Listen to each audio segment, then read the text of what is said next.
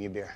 We don't serve alcohol till after 5 p.m. Serving, I told you to give me a beer. I told you we're not serving beer till after 5 p.m.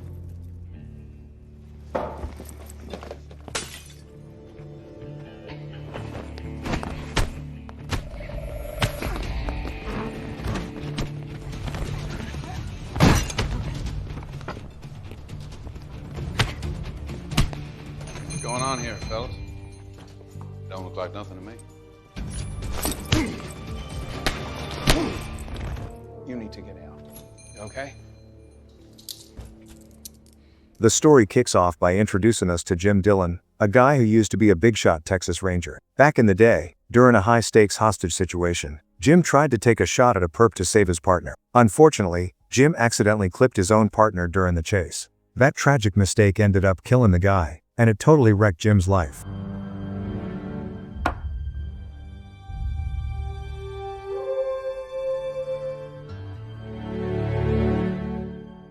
After the shooting, Jim packed his bags, left the Rangers, and headed to a small town called Horse Cave, Kentucky. He took a job as the local U.S. Marshal, but the trauma from that accident never really left him. Because of what went down, Jim made the call to stop packing a piece while he's on the clock.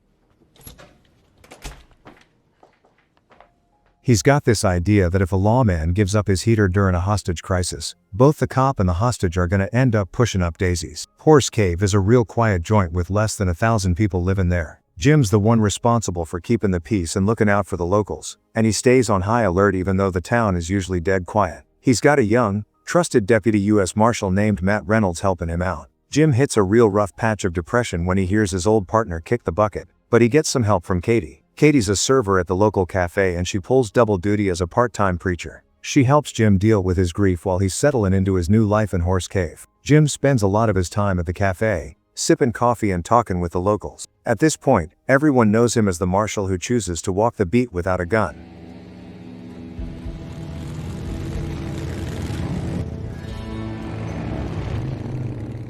One morning, the peace and quiet gets interrupted when two members of a biker gang roll into town. Deputy Matt spots them riding past the sheriff's office. He immediately gets a bad feeling because it's weird for a biker gang to be in Horse Cave, especially that early in the day. Matt tells Jim he's worried, but Jim tries to tell him to take it easy. Yeah.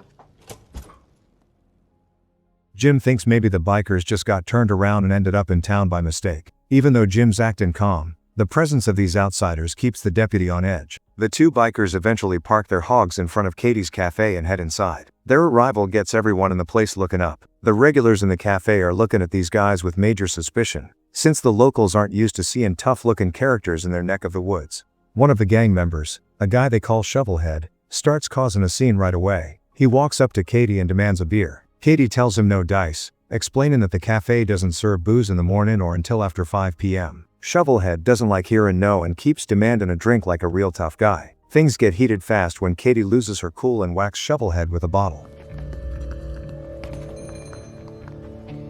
That makes the biker see red, and he challenges Katie to a scrap. His pal, another gang member named Jarhead, just stands there and watches the whole thing without lifting a finger. Luckily, Jim rolls into the cafe right as the fight is about to get ugly. He steps in quick to break it up and manages to take Shovelhead down. Jim hauls Shovelhead off to the station to process him. However, Jim only busts Shovelhead, while Jarhead is let go.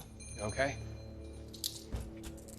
Back at the station, Jim starts thinking that these bikers showing up isn't just a fluke. He suspects the gang is planning something nasty in Horse Cave. To keep the town safe and follow the rules, Jim tells Matt to drive Shovelhead to a bigger station in the city for lockup. Jim decides to stay behind in Horse Cave to keep an eye on things. You getting processed?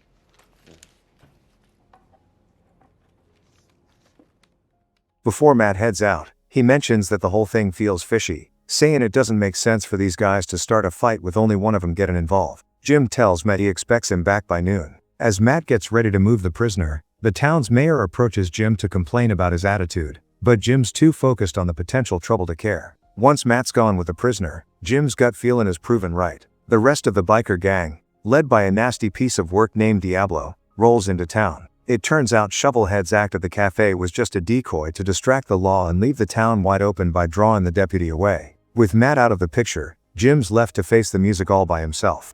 So I was thinking... Show me that. Does it hurt? Nah. You're tough. The biker gang wastes no time starting the first phase of their job by hitting the town's power. A bunch of them are sent to the substation, where they systematically wreck the place. This move completely blacks out Horse Cave and cuts the juice.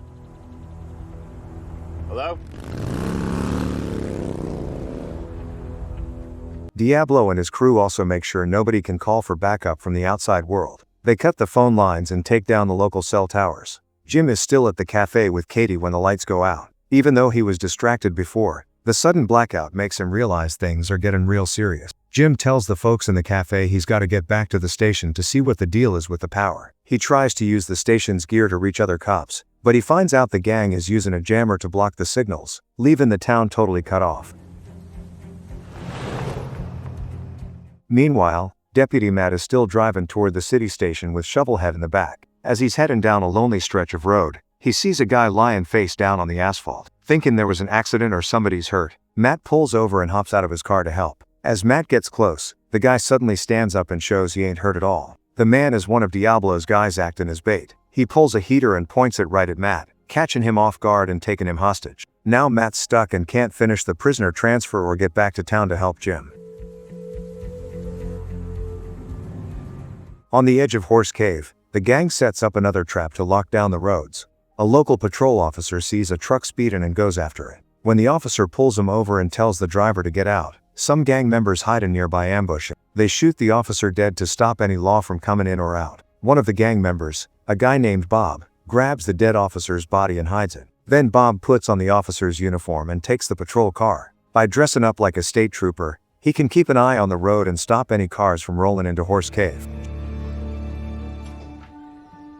Jim hears a bunch of motorcycles buzzing toward the station and heads out to check it out. He sees the whole biker gang rolling into the center of town. While Jim's watching them and trying to figure out their game, Jarhead sneaks up behind him. Jarhead points a gun at Jim's back, putting the Marshal in a real tight spot. Then Diablo shows his face to Jim. It turns out Diablo is a local who grew up in the area, so he knows every corner of the town and all about Jim's past. He knows Jim doesn't carry a gun anymore and uses that to mess with his head. Diablo tells him he's not going back to the big house and that Jim's gonna have to do whatever he says from now on.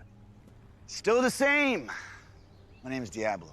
I guess my question to you is, which one are you gonna be? You gonna be my friend or are you gonna be my enemy? The gang heads over to the town's bank to start the heist. Diablo's got the whole thing planned out, even having one of his own guys act as a teller during the takeover. They kick out the staff and force the manager to take him to the vault. The manager says the vault's on a timer, but eventually, the gang gets it open. The outlaws successfully clear out the vault and take all the dough.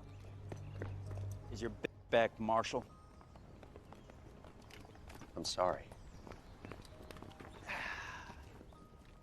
Sure have grown up. Let's go! Do I know you? I knew your father. What is it that you want? I'm like the prodigal son that's back to collect his dues. Jim sees this and asks Diablo why they're still hanging around if they already got the cash. Diablo just laughs and says the money they got so far ain't enough. He explains they took a big risk and they want a bigger payday for it.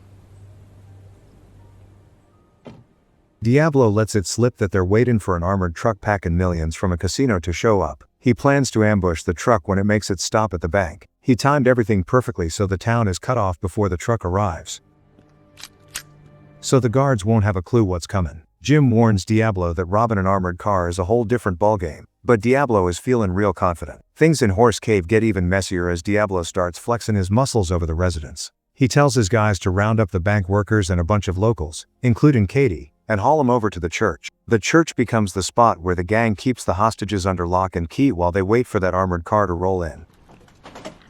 15 million? Yeah, I could buy a bunch of tacos with that money.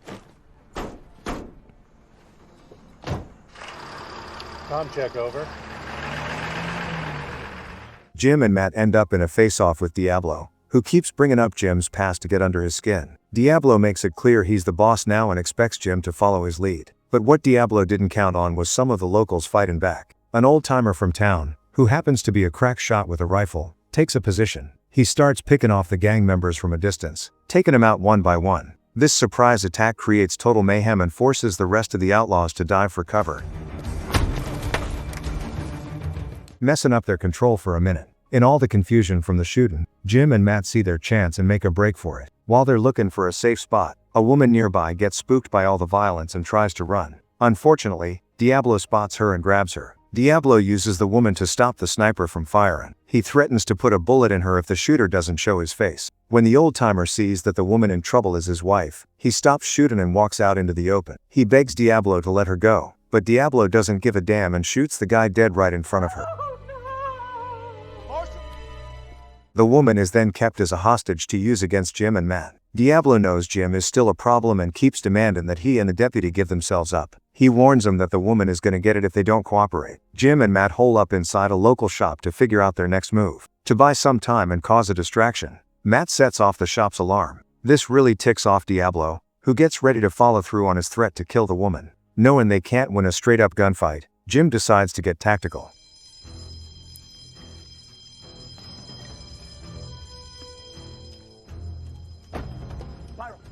Jim sets a trap inside the building using some explosives. As the gang members approach the shop to flush the lawman out, Jim and Matt slip out the back. When the outlaws get inside or close enough, Jim blows the bomb, causing a massive explosion.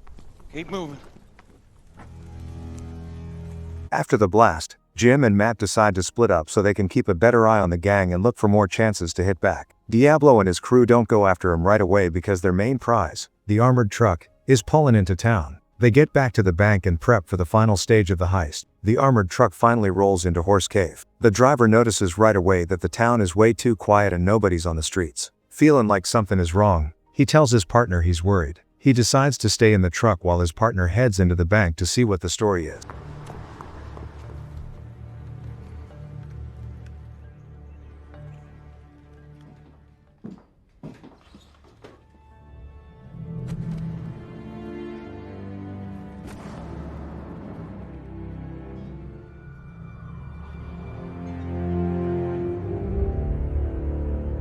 The security guard walks into the bank, having no clue that Diablo and his crew are already inside. The outlaws grab him immediately and haul him back outside to the armored truck. Diablo uses the guard to try and force the driver to open the back doors. When the driver won't budge, Diablo shoots the guard. With the driver still playing tough, the gang uses explosives to blow the back door of the armored truck wide open. They grab all the cash from the vehicle. Hey, all right, no one was supposed to get hurt. It just Oh, happened. so you're just gonna kill them? Why don't you just go to every house and shoot everybody? Oh. Wait, tequila? Wait, no. But come around.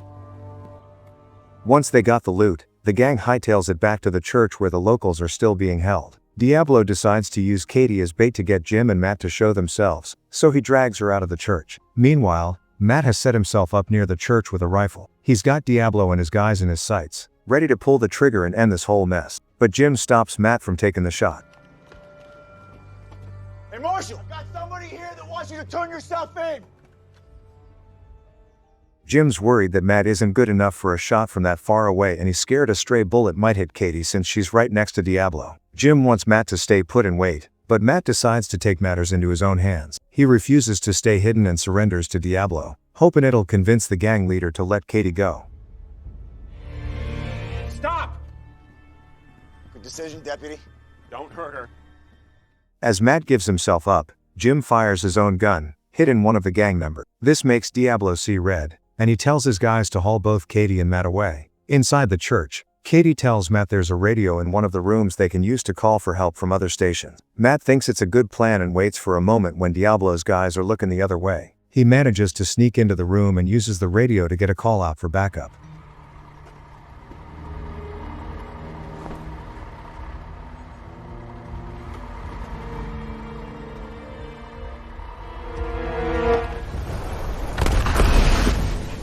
While Matt is busy on the radio, Katie stays at the front of the church and notices one of the guards is being sloppy. She grabs the chance, jumps the guy, and takes his gun. Katie's move works, and after taking out the gang members in the church, she leads all the hostages to a safe spot across town.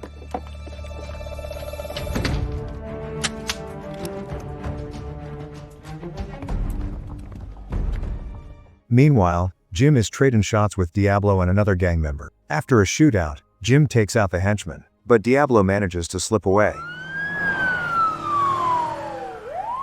Diablo runs to his ride and hooks up with the rest of his crew. One of his guys tells him the radio call worked and the cops from the next town are gonna be there any minute. Diablo realizes they're out of time and says they gotta get out of Horse Cave right now with the stolen cash. As the gang tries to beat it, Jim shows up and shoots another one of Diablo's guys. Unfortunately, Jim's gun clicks empty before he can nail Diablo, which lets the gang leader start to make his getaway with the dough. Just as Diablo is about to disappear, Katie shows up with a horse and a rifle. Katie hands the rifle to Jim so he can go after the creep. Jim hops on a motorcycle and starts a high-speed chase after Diablo that goes on for a few minutes. During the chase, Jim shoots Diablo's bike, causing him to wipe out on the road.